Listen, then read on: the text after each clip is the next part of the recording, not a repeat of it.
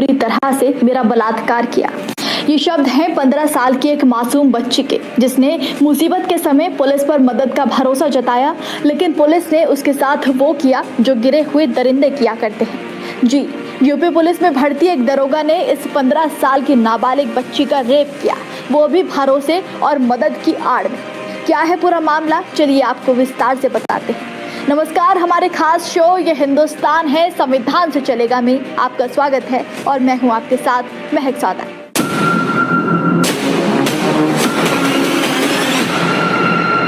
ये मामला यूपी के बदायूं से सामने आया है, जहां इस बच्ची का एक मुस्लिम शख्स ने अपहरण कर लिया। परिवार परेशान हुआ तो पुलिस थाने में पहुंचा और दरोगा के आगे गिड़गिड़ाने लगा। पुलिस ने भी हमेशा की तरह निकली। लोकेशन ट्रेस करने के बाद किसी तरह बच्ची की तलाश करते हुए थाने का एक दरोगा तमिलनाडु गया और किशोरी को बरामद कर लिया। ये दरोगा गया तो बच्ची की मदद करने के लिए था, लेकिन वहां जाकर बच्ची को बेसहारा देखकर दरोगा की नीयत फिसल गई। इधर माँ बाप का बच्ची का हाल सोच सोच कर बुरा हाल था। वो उम्मीद में थे कि पुलिस जल्द ही बच्ची को उनसे मिला देगी, तो वहीं दूसरी तरफ ये दरोगा तो बच्ची का गलत फायदा उठाने का मन बना चुका था। ये दरोगा इस नाबालिग बच्ची को लेकर चुपचाप थाने में वापस लौटा, लेकिन किसी को खबर नहीं दी। दरोगा ने थाने के कमरे में ही बच्ची को रखा और वहां उसका बेरहमी से रेप करता रहा। बच्ची रोती बिलखती रही, चिल्लाती रही, लेकिन इस दरोगा को बच्ची पर थोड़ी भी दया और शर्म नहीं आई। उल्टा ये बच्ची को जान से मारने की धमकी देता रहा और उसका मुंह बंद कर दिया। इसके बाद घटना को छुपाने के लिए पुलिस ने उसके कोर्ट में बयान दर्ज कराए, लेकिन किशोरी ने कोर्ट में दरोगा के खिलाफ ही कलमबंद बयान दर्ज करा दिए और उल्टा उस पर ही बलात्कार के आरोप लगाकर दरोगा की पोल खोल दी। तमिलनाडु से लाया था हरिओम दरोगा, फिर हमारे कमरे में ले गया था। साथ हमारे संग जबरदस्ती गलत काम किए थे। उसने कमरे में अपने मारने की धमकी भी दी थी। हाँ, थाने में अपने कमरे में अलग। कोर्ट में हमने यही बोला तो मतलब दरोगा ने हमारे साथ जबरदस्ती की है, मारने की भी धमकी दी थी। इसके बाद बस हाँ, मम्मी पापा को बताया और वो भैया थे उन्हें भी बताया। पीड़िता ने यह भी कहा कि तमिलनाडु में उसके साथ कुछ भी नहीं हुआ, थाने में दरोगा ने ही उसका रेप किया। तो वहीं दरोगा भी 25 जून को चुपचाप कादर चौक थाने से जनपद शाहजहांपुर के लिए रवाना हो गया। पीड़िता ने मेडिकल के दौरान दरोगा द्वारा रेप की बात कही, मगर डॉक्टरों ने कुछ भी नहीं किया। बच्ची ने बताया कि दरोगा ने परिवार से मिलवाने की बात कही और फिर उसका ले जाकर रेप किया। इसके बाद जब बाल कल्याण समिति तक मामला पहुंचा तो उन्होंने बच्ची को पुलिस से दूर कर परिवार वालों के हवाले कर दिया।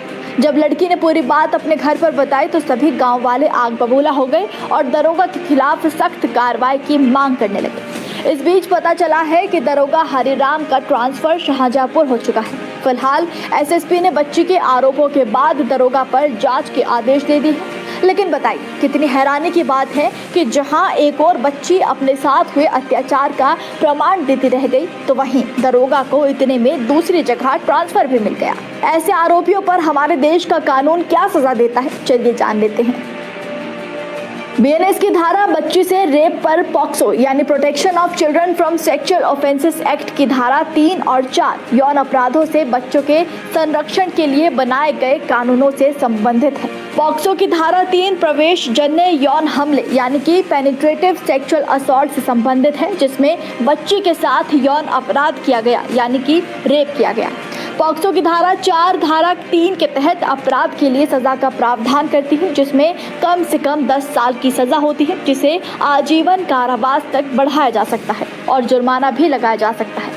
यदि अपराध 16 साल से कम उम्र की बच्ची के साथ किया जाता है तो सजा 20 साल से कम नहीं होगी और आजीवन कारावास तक बढ़ाई जा सकती है। बीएनएस की धारा 137 अपहरण से संबंधित है। इस धारा के तहत अपहरण के दोषी व्यक्ति को 7 साल तक की कैद और जुर्माने की सजा हो सकती है। बीएनएस की धारा 63 बलात्कार से संबंधित है। इसमें 7 साल की सजा का प्रावधान है, जिसे आजीवन कारावास तक बढ़ाया जा सकता है, साथ ही जुर्माना भी लगाया जा सकता है। बीएनएस की धारा 351 आपराधिक धमकी यानी क्रिमिनल इंटिमिडेशन से संबंधित है। ये धारा बताती है कि यदि कोई व्यक्ति किसी को डराने, धमकाने या उसे कोई काम करने या ना करने के लिए मजबूर करने के इरादे से धमकी देता है तो ये अपराध की श्रेणी में आता है। बताइए, अब अगर लड़कियां यूपी पुलिस के संरक्षण में ही सुरक्षित नहीं हैं, तो फिर आखिर लड़कियां कहां सुरक्षित हैं?